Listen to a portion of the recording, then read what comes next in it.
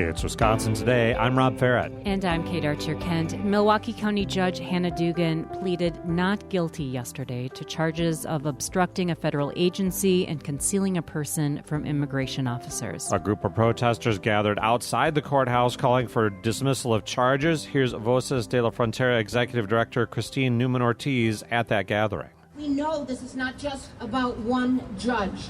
It's an intimidation tactic. It's a disgusting spectacle of authoritarianism that's directed to all judges in this country. Dugan's lawyers have also filed a motion to dismiss the charges, arguing that the case is unconstitutional. John Diedrich has been covering the Dugan case. He's an investigative reporter for the Milwaukee Journal-Sentinel. John, welcome back to Wisconsin Today. Thanks for having me. You were at Dugan's appearance in federal court this week. Talk us through, very short, I understand, but a lot went on there. Yeah, so she did appreciate the clip. She did enter a plea. That's very standard at this point. They also set out the dates for the trial. These will probably change most likely, but right now the trial date's set for the 21st of July. She's due back in court on July 9th. But as you mentioned, there's this motion, though, that's out there, and that's really going to probably be the beginning of the whole process. Her team is pushing for consideration, arguing that this is an illegal prosecution, and pushing for that motion to be ruled on right away. Let's talk about that motion. If this motion carried and went through, and I imagine it could probably be appealed, but if it's ultimately successful, that means no trial, right? The not guilty plea doesn't matter. The trial never happens if this motion to dismiss is ultimately successful. Do I have that right? Yeah. So if it does, but like you say, an appeal is likely. So we've got several levels. We're at the magistrate level right now. Then we have a district court level that's also in Milwaukee. Ultimately, it seems likely, talking to observers and legal experts, that this will end up at the Seventh Circuit Court of Appeals in Chicago, no matter how it goes, because the side that loses, it seems at this point, is likely to appeal. Now, a not guilty plea on top of that motion to dismiss. What are we at a stage where in either of those, the motion to dismiss or the not guilty plea, Dugan's lawyers are saying why? They're making their legal argument for either or both of those things. Yeah, so what they're saying is that in the immunity plea or in the immunity motion, they're saying the motion to dismiss, there's immunity as a judge. So what happened, just briefly, is on April 18th, Judge Dugan escorted a defendant who was in court and his attorney out a door, which is not normally used by the public. The allegation by the government is this was an effort to elude justice. Their argument from the defense is that this is normal. Judges control their courtroom and what doors people go in and out of and so forth. And so they're saying that she has immunity for what she did in court that day, and also that the federal prosecutors are overreaching, that they're getting into areas of what is delegated to states' rights under the 10th Amendment to the Constitution. And so the backstory here really is that this is a major legal fight brewing. I mean, Judge Dugan has 4 law firms representing her at some level. There's 7 attorneys of record. That's Steve Biskupik, the former U.S. attorney, who incidentally was appointed by a Republican, and also Paul Clement, the former U.S. Solicitor General. So she has a very high-powered team. It certainly does not appear as though anything other than a long fight looms ahead. You wrote some about the tone in the courtroom during, again, this brief appearance. We might imagine a super confrontational, but that's not what you saw there. No, sometimes I think from the outset you see the public statements, and certainly there's a lot out there. There was a lot happening in front of the courthouse yesterday with demonstrators, as you alluded to. But inside, it was very collegial. I mean, acting U.S. Attorney Richard Frolling, he actually worked for Biskupik under George W. Bush, so they know each other very well. And Mr. Frolling, greeted all the members of the team. It was polite and even pleasant. And the backdrop is, yes, it is super serious on a number of levels. But the demeanor in court certainly was, there were pleasantries exchanged for sure. Talking to John Diedrich from the Milwaukee Journal-Sentinel. He's covering the case of Milwaukee County Judge Hannah Dugan facing federal charges. This is unusual John, this is not something we see all the time, the feds prosecuting a state judge. You've been looking into looking for some comparable cases around the country. What did you see? How rare is this? Well, it is.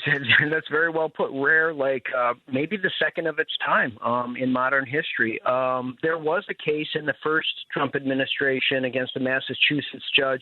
The circumstances are similar. There are some differences, but they actually are pretty remarkably similar. A state judge there in Massachusetts who was charged with helping a undocumented immigrant elude federal immigration officers. Ultimately, that's Judge Shelley Joseph. Ultimately, her case played out a little bit differently. She was not arrested as Judge Dugan was in the courthouse, but was ordered in. But ultimately, that case was dismissed after Joe Biden was elected president and a new U.S. attorney was in place. But some of the same issues that came up are coming up there. There was an immunity claim at that point. There were constitutional claims that were made. So similar. But ultimately, those were not ruled upon because the case was dismissed before they could have. But really, it's only those. Now, just to be clear, judges do get charged with things. I mean, taking bribes and, assaults and all sorts of manner of things. But what this is alleging is that the judge, in the normal course of their duty, broke federal law, like in their courtroom, on the record, doing what they do as judges. That is highly unusual, too, in modern U.S. history. We heard from that protest outside there, the connection being made between this case and arguments that the Trump administration and other Republicans are intimidating judges. Now, again, in the limited time in the courtroom, do you get a sense that people are looking over their shoulder at that wider conversation, or is this really narrow, this case, the particulars, the laws involved? Well, it's a really interesting question. I think the lens really matters, who you are, and sort of the politics in this. I spoke to a number of judges. Some would say, hey, like this was a particular fact set that isn't likely to happen again, and, really focusing on the actions. But I think there is, depending on who the judge is and sort of where they sit, there is some second guessing, of what's going on in the courtroom. And because in Milwaukee County, as well in other courtrooms, federal officials, federal immigration officers are coming into court. What they're doing is they are matching cases of people who are in the U.S., they say illegally, and they're in the courthouse for some reason. And so that sort of sense is creating some sense of, I would say, dis-ease among some judges in that way. I would also say that there is, the way this case is read really depends. I mean, I'm getting emails from people. It's almost like they're not talking about the same case. It just really is highlighting a lot of polarization. And I should also say that there's a number of readers that I'm hearing from who see some of both. They actually do see, some of the nuance and some of the in-between, in this case, which is fascinating and has grabbed such national attention here. With the charges involved, if the case goes to trial, if Judge Dugan is found guilty, potentially what are the punishments possible in charges like this? Yeah, so there's two counts, as you alluded. One's a felony, one's a misdemeanor. Together, 6 years of exposure. Unlikely that just at the outset, and that's only if she were convicted on both counts. But it is highly unlikely for somebody like Judge Dugan, who's a first-time nonviolent offender in federal court, to receive that sort of time. But, it does happen, and there are white collar, and that's what this case is called, sort of in shorthand. These kinds of cases sometimes result in time behind bars. The trial judge is Judge Edelman. He used to be a Democratic state senator, as some listeners will recall. So, where that's getting way down the road. But yeah, that is the exposure that she would have in this case. And, of course, we can't predict. There are so many possible twists and turns along the way. Is there any thought that there might be a plea deal reached? Does either side appear to be floating the idea of, hey, let's just resolve this before we go through all this rigmarole? That does not appear to be the case. Of all the uncertainty in now, just again from the outside, and both teams are not really talking much. They're talking more through their filings and so forth. But all indications at this point seem to be a big fight without discussion of a plea deal. The state, Maine justice in Washington is involved with this. The FBI director tweeted on this case, so it has very high visibility back to Washington. And then just looking at Judge Dugan's team, I mean, she has a remarkable legal team. I mean, I was talking with some folks yesterday. I cannot recall a local case that had so many, high-powered lawyers attached to it. So at this point, things could change. It could change quickly. But at this point, it certainly does not seem that a resolution such as a plea agreement are in the works. All right, a big legal team there. Now, John, you're in Milwaukee Journal-Sentinel. This is your beat. Of course, you're at this trial. Are you seeing some of our colleagues in the national media showing up at key moments in this trial? Is it getting that level of national attention? Oh, yeah, for sure. I mean, yesterday in the courtroom, there were 30, I don't know everybody who's a reporter. I have a pretty good sense in time. But you have reporter DAR, the radar for That's reporters, right. Yeah. That's right. Most of the people in the gallery, of about 30 people, were reporters. We had a couple sketch artists in court because there's no cameras, of course. Outside, lots of media. For the indictment when we were there, New York Times, Washington Post, Wall Street Journal. Everybody is looking at this because of the unusual nature of it, and also it feels like an important moment. Now, the conflict that the Trump administration has with the judges works on a couple different levels. Some are like what's before the Supreme Court, that's over the rulings, and then this feels a little bit different, but it's being sort of like brought together as an overall template. So, yeah, to your question, yes, lots of national media attention, and the court and the court staff has not seen this sort of attention in the federal courthouse in downtown Milwaukee in a long time. So there's some sort of extraordinary things that they're trying to plan for a trial that could take a week. That's what the U.S. attorney said yesterday, and it would be highly covered if that trial does come to pass. John, we'll leave it there. Thanks again for joining us today. My pleasure. Thank you. That's John Diedrich, investigative reporter for the Milwaukee Journal-Sentinel. He talked to us about the Milwaukee County Judge Hannah Dugan's ongoing court case and watching for the next milestones in that case.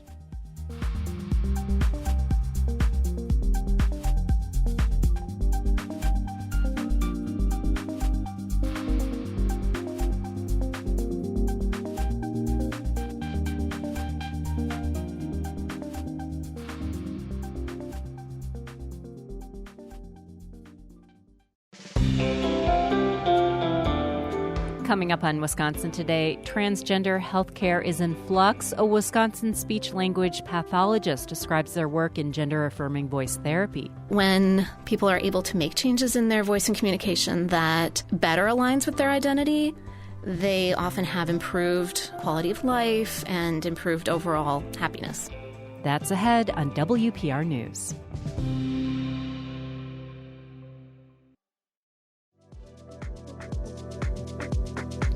It's Wisconsin Today. I'm Kate Archer-Kent. And I'm Rob Barrett. 12 bills that target transgender rights are moving through the state legislature. That's according to the Trans Legislation Tracker. These bills have the potential to impact how transgender people in Wisconsin participate in sports, use their preferred name and pronouns, and access gender-affirming medical care. And they're particularly focused on trans youth. At the federal level, President Trump has signed executive orders affecting the lives of transgender people. One seeks to ban access to gender-affirming care for youth under the age of 19. For a look at how these efforts are affecting people's lives, we're joined by Elise Cayley, president of the Washburn-Chequamegon Bay chapter of PFLAG. That's an organization supporting LGBTQ people and their families. Elise, welcome back to Wisconsin Today. Thanks for having me, Kate. Can you talk broadly about how you and people in your community are reacting to bills, to executive orders, to things that are targeting transgender people right now? What does it feel like?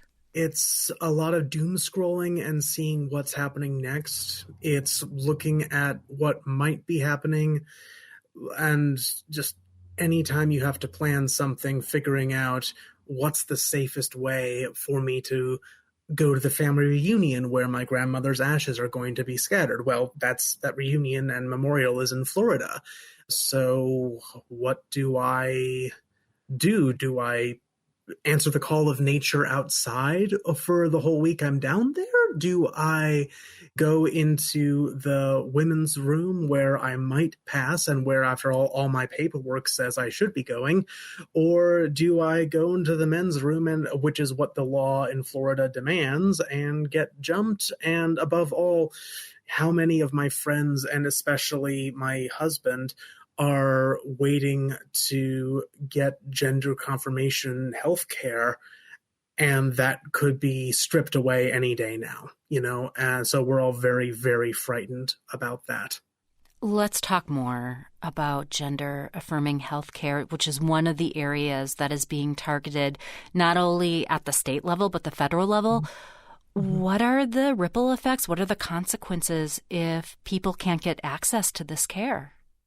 The more restrictions there are, the worse healthcare outcomes are going to be, and the more trans people are going to be at physical risk, not merely because the personal health consequences of being stuck in the wrong body are serious and dangerous in and of themselves, but because the possibility of random violence from transphobic people, noticing us. So obviously, everyone should feel comfortable in their own body and should be able to feel good about themselves. That's most important, and doctor after doctor has confirmed that gender dysphoria is real, and trans people who seek the ability to medically transition should be supported. But now we're seeing so many restrictions, especially on those forms of transition care that give us the best protection from random acts of violence, specifically the attempts to ban care for people below a certain age, which keeps going up. First it's 16, then it's 18, then it's 19, then it's 30. You see where they're going. They're trying to make people wait longer and longer before being able to transition, which, especially for trans women like me, means that later in life it'll be a lot harder for us to be seen as anything other than trans, which can be very dangerous. It's not something we should have to be ashamed of, but the ability to pass can mean the difference between life and death, and often does. We've talked before about how your community around you in the area, in Washburn, Chequamegon Bay area, has been supportive of you, that yes, you feel, you have connections in the community. But it's also a rural area, and I'm wondering, does that add an additional barrier to finding services that support transition? I think ordinarily it would, but we've got a really good set of clinics in this region, the North Lakes Clinic, and they really have excellent support for trans patients.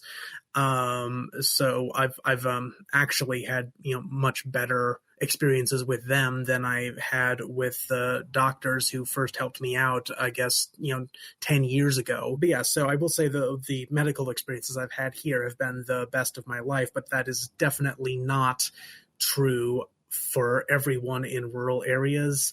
Then you have to consider how many people in rural areas rely on Medicaid, not just for gender-affirming care, but for everything. And that has the knock-on effect of much of the health care in this region depends on Medicaid dollars. Otherwise, they wouldn't have enough paying patients to be able to stay open. So as Medicaid is threatened for one reason or another, that's a threat to us, not just those of us who use or have used Medicaid or Badger Care directly, but those of us who just use any health care, because funding health care funds us all. How is PFLAG in this moment in helping people navigate these times and connect to resources and support systems? Well, our biggest project right now is scholarships for LGBT and ally students going on to higher education. We know that a lot of particular programs are being cut. We know that a lot of schools are under attack, and we want to make it easier for people who have taken risks for the queer community to go on to school. We've also recently received a very generous donation specifically to fund applicants for tech colleges, which is terrifically important. And, I think, every town needs more LGBT mechanics. Every town needs more LGBT plumbers, so we're over the moon about that and trying to get more people out there. Other than that, we're about to start the season for our LGBT fishing club, Queers on Piers. I love it. That's amazing. You talk about traveling to Florida, crossing state lines when things could get really difficult for you and scary. Are you hopeful that there will be change in a positive way in the future, in a positive direction, so that crossing state lines isn't potentially harmful? So I'm afraid I must say no. I don't think it will get better. Why is that? Because so many systems of control and oppression depend on people fearing and hating us. Whether that's enforcing the social rules that undergird sexism and male chauvinism, or just general homophobia, or any kind of a devotion to a particular way of living that someone thinks a deity has ordained, it's a lot harder to enforce any of those systems without having someone who you can spread all of these fears around, someone that you can feel good about hurting. And I can't see things getting any better for us or for many of the other people who are in danger now. Elise, thank you for this conversation. Thank you for joining us. Oh, thank you for the time, Kate. It's always a pleasure, and I just hope everyone can find a place where they can be safe and loved.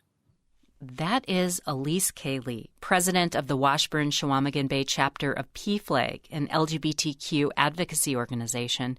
Now we'll focus on one component of gender-affirming care, which is voice therapy.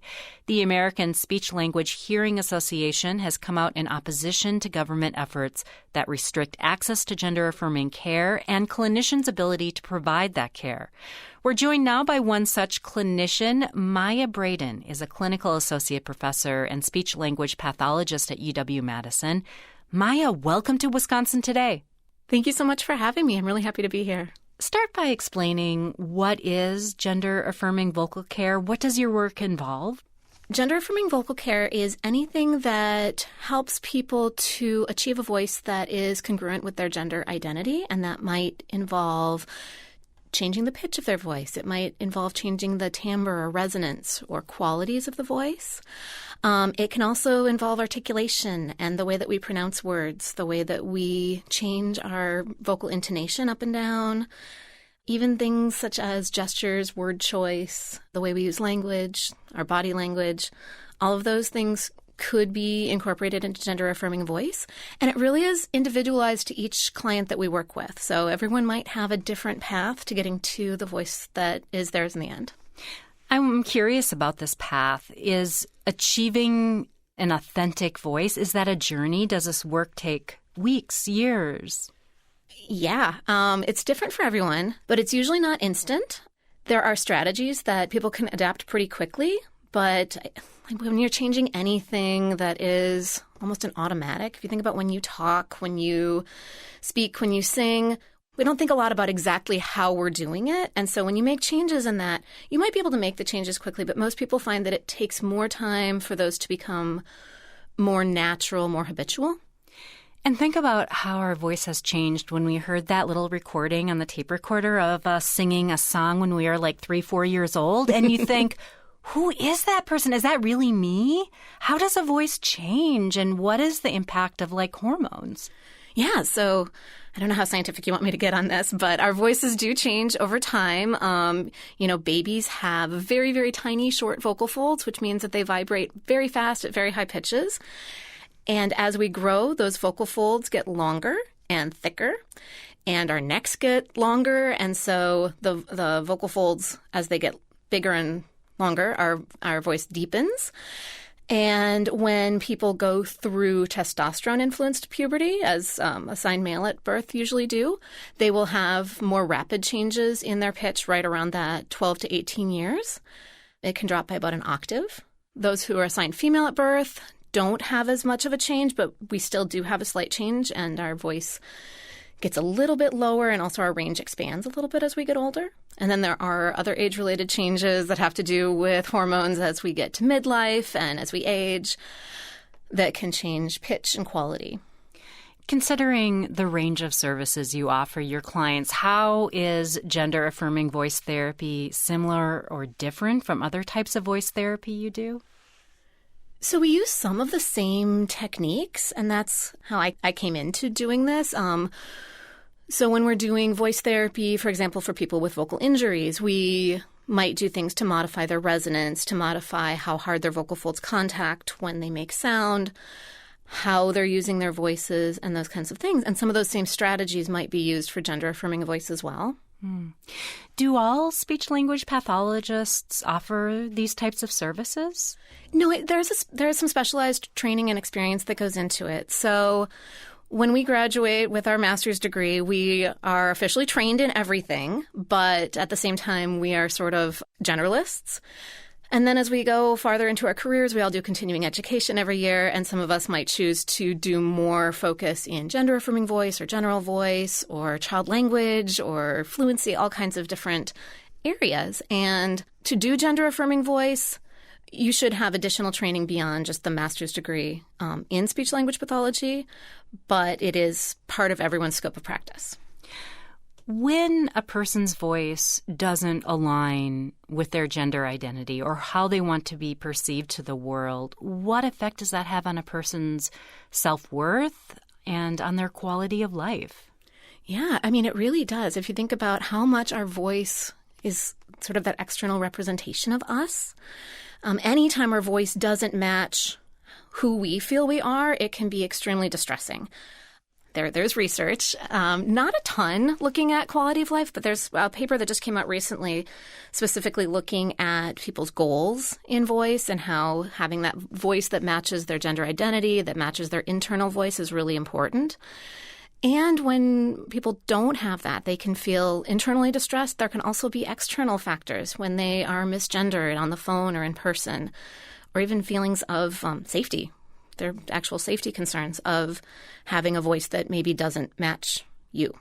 And we also know that when people are able to make changes in their voice and communication that better aligns with their identity, they often have improved quality of life and improved overall happiness.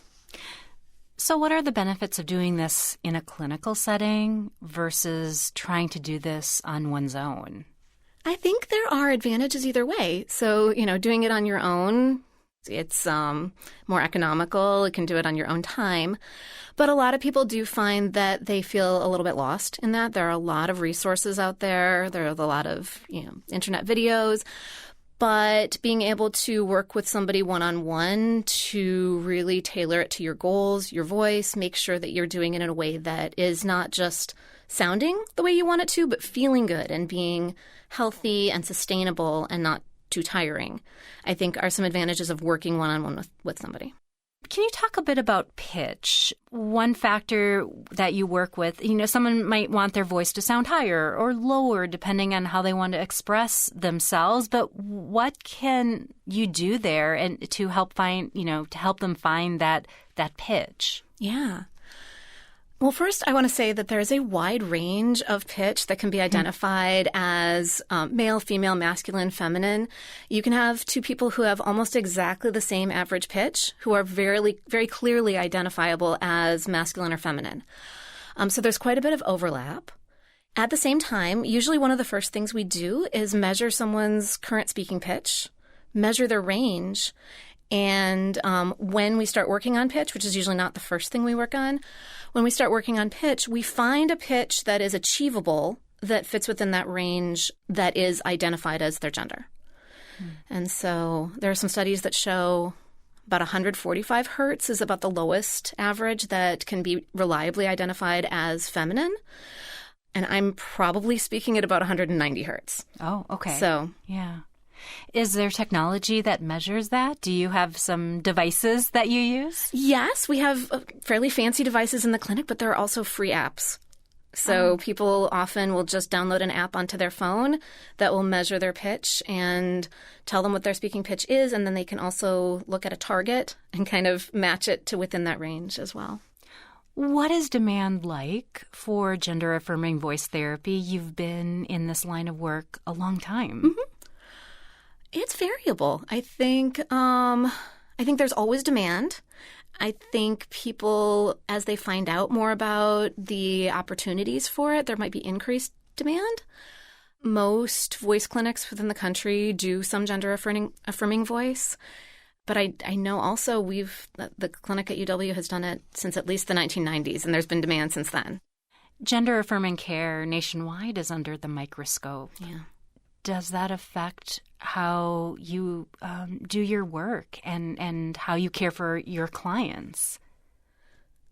I'm going to optimistically say it's not directly affecting my work right now, except in how people are feeling. I think definitely seeing a lot more worry, fear, and if anything, it makes me want to go out and do more of it. But I think people are feeling like they're in some ways, in a lot of ways, under attack and worried about whether those services are still going to be there. You can hear those emotions in people's voices. Yes, definitely.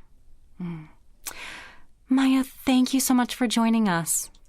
You're welcome. Thanks for having me. Maya Braden is a clinical associate professor and speech-language pathologist at UW-Madison. We talked about gender-affirming voice therapy and the work of aligning a person's voice with their gender identity to achieve their authentic voice. And earlier, we talked with Elise Cayley, president of the Washburn-Chequamegon Bay PFLAG chapter, about efforts to limit access to gender-affirming health care.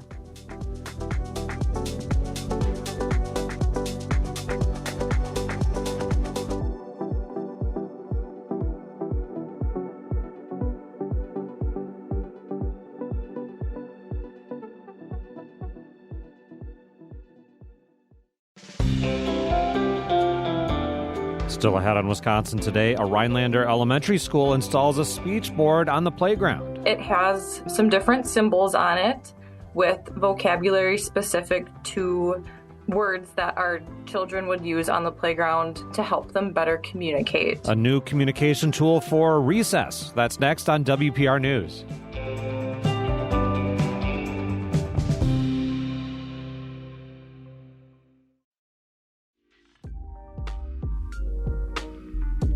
You're listening to Wisconsin Today. I'm Rob Farrett. And I'm Kate Archer-Kent. Now it's time for Wisconsin Life. Here's producer Maureen McCullum with a story about appreciating a particular plant in springtime. Spring has a way of energizing the five senses. And when it comes to the sense of smell, there are a few scents that we only have a brief time to enjoy, like the lilacs.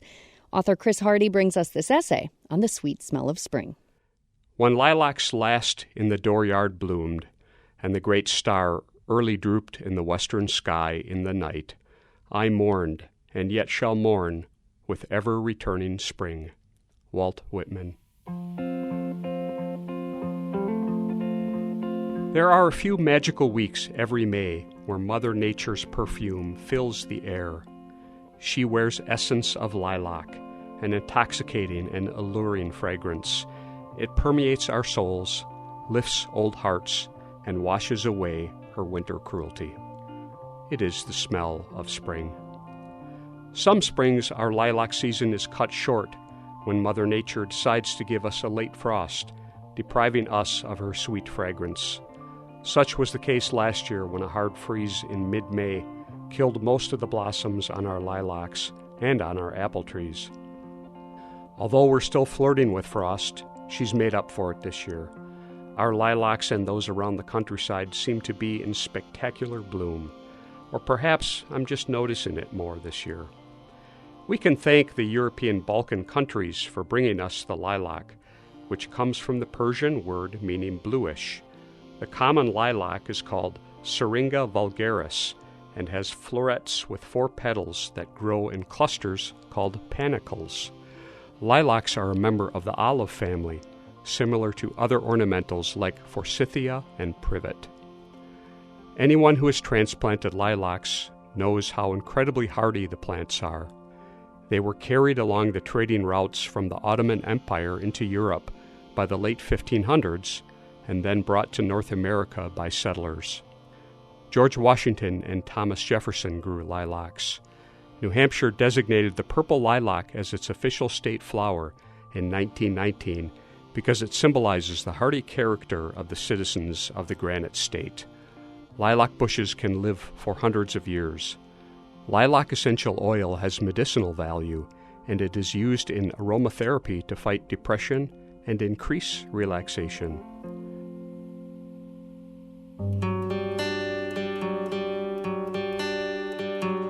I always remember having lilacs on the farm. 20 years ago, my wife Sherry and I dug up some sucker plants from a stand on a nearby homestead farm. Those have now spread into an impressive lilac hedge in front of our house. We enjoy the flowering crab trees and the blooms on the wild plum and other fruit trees as well. The pinks, purples, reds, and whites brighten the greening landscape. But I prefer the lilac. Perhaps it's because I admire its tough nature. Ours have survived drought, 45 below zero temperatures, and everything else, and yet have endured and flourished. We need that kind of fortitude in Wisconsin. Since lilacs are not native to North America, when you see stands of lilacs in the country, someone planted them. Since they live so long, they are a great clue to locating where there was once a farmhouse or some kind of human activity nearby. Sometimes when I see a lilac hedge in the middle of nowhere, I wonder about who planted them, what lives they led, and why they left. Perhaps the long-departed return on warm spring nights to savor the sweet bouquet, if only for a moment. It only seems like a moment when the lilacs bloom. Life moves fast, and soon it will be summer. Be sure to stop and smell the lilacs.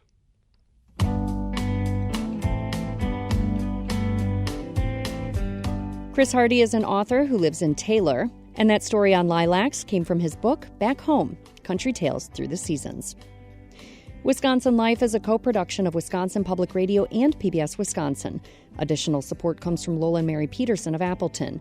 Find more Wisconsin Life at wisconsinlife.org and on Facebook and Instagram. I'm Maureen McCullum.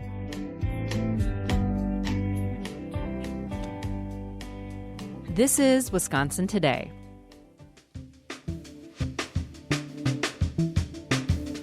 Students with disabilities can sometimes have trouble connecting with their peers and reaching their full potential in the classroom. Some Wisconsin educators are getting creative with tools that make school more inclusive and accessible for every student's needs. In Rhinelander, Central Elementary School has installed a speech board on its playground to help nonverbal students communicate and make friends. Maddie Sawinski is a speech therapist at Central Elementary School who helped get the communication tool installed. Maddie, welcome to Wisconsin Today. Hi, thank you for having me. Can you first explain what this nonverbal speech board is? Yeah, so it is a vinyl poster-like board that we have on our playground here at my elementary school. And it has some different symbols on it with vocabulary specific to words that our children would use on the playground to help them better communicate, because we do have some students who are non-speaking or don't use verbal speech yet to communicate. They have an electronic communication device usually to help them communicate their message. And sometimes it's a little bit bulky or not very easy for them to carry that around on the playground. So this communication board is another option for them to use to communicate to their peers and their teachers. Can you give an example of a symbol that gets used on this board? Yeah, so there's a few different pronouns. So a student could make a message saying, "I want a drink," because it's really hot out. So I've seen that used recently, so they could communicate to the teacher, "I'm hot, I want a drink," or I need to go to the bathroom. Stuff like that they communicate, or about specific equipment. So like we have real pictures of our slide, our swings, our tunnel that we have. So if they got hurt on something, they could maybe say like hurt on the swings or something like that. A lot of different messages they can use with our vocabulary that we have. Right, because playgrounds seem like a place where communication is so key. You know, who gets to use the swings or who's next in line for another piece of equipment, and kids need to negotiate and also talk with the teacher on the playground. Is this board helping to serve those playground interactions? Yeah, for sure. Because we do have some messages or some symbols on there for turn taking. So they could say my turn or your turn. Or, you know, to communicate to one of their friends, you know, I don't want to play tag anymore. I want swings, or different messages like that. So it's really helping with some of those peer interactions that we try and target at the younger age, the 4K age, especially. Turn taking and social interactions is something that we've seen really kind of take off and benefit from our board on the playground. Yeah, what has the playground been like since the board was established and has its place on the playground? Yeah, it's been really cool to see all of the students use it and interact with it. You know, this board it really benefits those students who are non-speaking and who use a communication device. But really, it's just good for all kids to have and to be exposed to. You know, there's the alphabet, there's the numbers, there's American Sign Language symbols on it. So just exposing all of our students to those things. And it's just been really cool to see them be interested in that. You know, they've seen some words, like sight words that they learn in the classroom too. They're like, hey, Miss Maddie, I see, you know, that's a sight word. It's been really cool to see all students use it and interact with it. They love looking at it and they're really excited to use it. I wonder, why give these tools for nonverbal communication instead of just trying to make students speak out loud? How does giving them these tools help in their growth and development? Yeah, so some students just, some students are non-speaking and they just aren't able to use verbal speech yet. And that's okay because, you know, all forms of communication are valid and accepted, you know, whether that's verbal speech or whether that's using an AAC device, a communication board, or, a tablet or something like that. That's all, you know, it's a way to communicate and we shouldn't be, you know, like forcing students to talk verbally. So it's just another option for them to use. So it's just been really great that they get so many different options on the playground with their device or the board, or some of them know ASL to use all of those different modalities. Maddie, thank you so much for joining us. You're welcome. Thank you for having me again. That is Maddie Sawinski, a speech therapist at Central Elementary School in Rhinelander. She was with us to talk about a new speech board her school put up on the playground to help nonverbal students communicate with their peers. Now we're taking a step back and looking more broadly at the kinds of tools and interventions that help make Wisconsin classrooms more accessible for students with disabilities. Denise Clark is a special and early childhood education professor at UW-Oshkosh and a former special education teacher at the middle and elementary school level. Denise, welcome to Wisconsin Today. Thank you. How are new tools like this playground tool we heard Maddie talk about, nonverbal communication board, how do you see these tools improving support for students' needs? Yes, this augmentative communication device is really a fantastic option, and we want to encourage as many ways for students to communicate as possible. This kind of visual communication really assists in developing verbal communication, as well as is a wonderful tool for students who are nonverbal. How much do accessibility tools tend to focus on the learning materials, the classroom stuff, versus the social development and the peer communication that might happen on a playground? Or do those efforts kind of cross over with one another? Yeah, special education teachers, as well as related service providers, including speech language teachers and pathologists, work really hard in all of those areas. And communication is critical, absolutely, for their participation in academics, but also for facilitating relationships, certainly for safety. And the playground is an excellent example of a place that would be the case.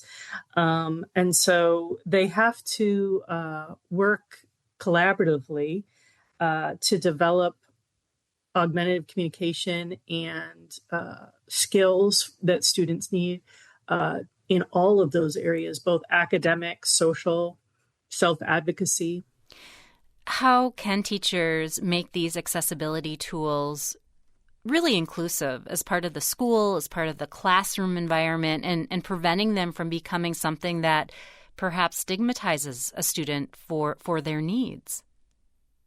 Yeah, making differences in the ways that we communicate and the ways that we learn normal and part of everyday life from early on and throughout education is exactly the best practice that we want to do.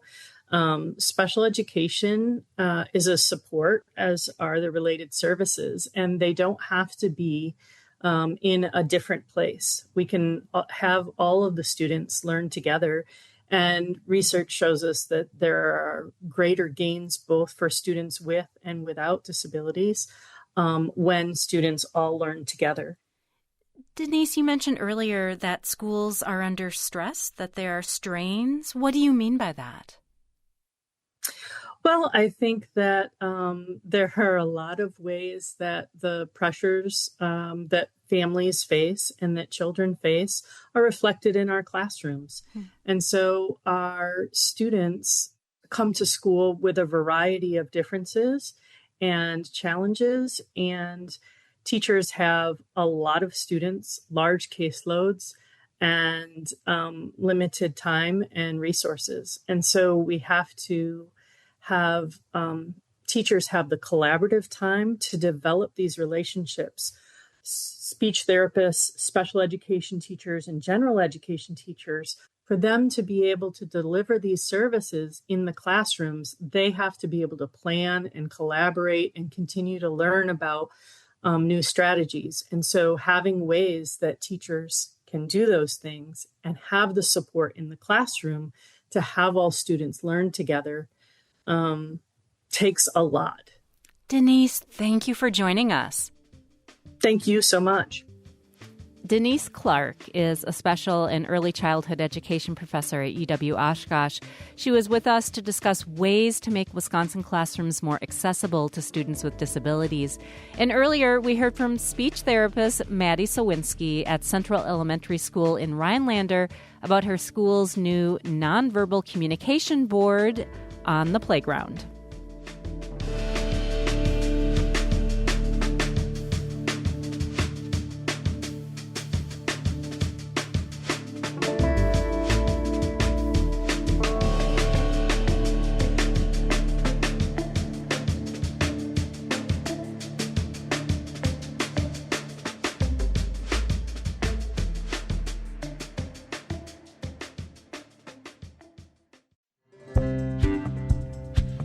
Our colleagues in the newsroom are rolling out some new reporting next month on road trips in Wisconsin. And we got the scoop because Sarah Lear is putting together an ice cream-themed road trip that includes the story about the origins of the flavor Blue Moon. That's so awesome. And Hope Kerwin visited Driftless Books and Music and is curating an independent bookstore's road trip. And there's other trips in the works that could involve baseball, birding, and haunted Wisconsin. So how about your curious road trip themes? What theme did you do? And what did you see along the way? Send us your itinerary, and it just may pop up in the series. Email wisconsintoday@wpr.org, or you can call or text us at 888-642-0232. Hey, is there a dad joke-themed Wisconsin road trip? Rob, that doesn't even make sense. Hey, don't make me stop this car. Wisconsin Today producers include Colleen Leahy, Beatrice Lawrence, and Lauren Cox. Our technical directors are Lee Rayburn and Sarah Hopeful. Tim Peterson is our managing producer. Dean Knetter is executive producer. I'm Kate Archer-Kent. And I'm Rob Farrett. You're listening to WPR News.